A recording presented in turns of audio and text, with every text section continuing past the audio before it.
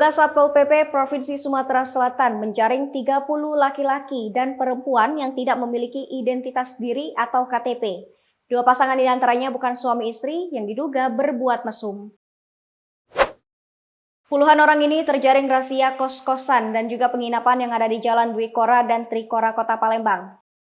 Kasatpol PP Provinsi Sumatera Selatan Aris Saputra, Kamis lalu 14 April 2022 mengatakan, kegiatan ini dilakukan guna melakukan pemantauan pembinaan dan penertiban terhadap masyarakat yang melakukan perbuatan yang menyimpang di bulan Ramadan.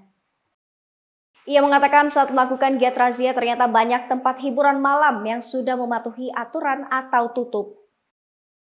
Namun ada juga tempat yang masih buka. Dirinya berharap untuk memenuhi Perda Kota Palembang, apalagi ini bulan suci Ramadan yang saling menghormati umat muslim yang sedang menjalankan ibadah puasa.